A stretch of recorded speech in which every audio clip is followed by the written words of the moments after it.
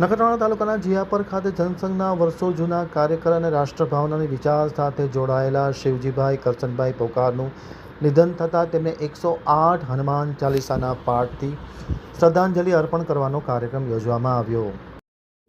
હવે જોઈએ નખત્રાણા આંતર ન્યૂઝ બ્યુરોનો એક વિસ્તૃત અહેવાલ. જીયાપરના જનસંઘના કાર્યકરનું અવસાન થતાં તેમને શ્રદ્ધાસુમન પાઠવવા માટેનો કાર્યક્રમ યોજવામાં આવ્યો હતો.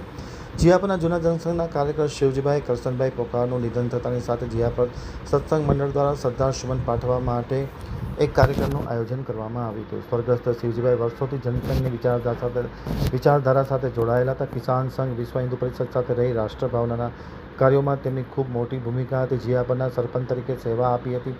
સાદગી ભરેલું જીવન હતું. તેમનું નિધન થતાની સાથે જ સનાતન લક્ષ્મી નારાયણ સમાજ મહિલા મંડળ, યુવક મંડળ દ્વારા 108 હનુમાન ચાલીસાના પાઠ કરી શ્રદ્ધાસુમન પાઠવવામાં આવ્યા હતા. કાર્યક્રમમાં સમાજના અધ્યક્ષ પ્રવીણભાઈ ચોપડા, કરમસિંહભાઈ પોકાર, રવજીભાઈ પોકાર, કવિ પંખી, મગનભાઈ ચોપડા, કૃષ્ણકાંત પંડ્યા, નંદુભાઈ જબુવાણી, મંગલભાઈ ચૌહાણ, બાબુભાઈ ચોપડા પરિવારના, અંબાલાલ પોકાર, રાજુભાઈ પોકાર સહિતના મોટી સંખ્યામાં આગેવાનો ઉપસ્થિત રહી તેમને શ્રદ્ધાસુમન પાઠવવામાં આવ્યા હતા. સંચાલન શામજીભાઈ રામાજીયાણી દ્વારા કરવામાં આવ્યું હતું એમ આમતક ટીવી સાથેની વાતચીતમાં માહિતી આપતા ડૉક્ટર કૃષ્ણકાંત પંડ્યાએ જણાવ્યું હતું.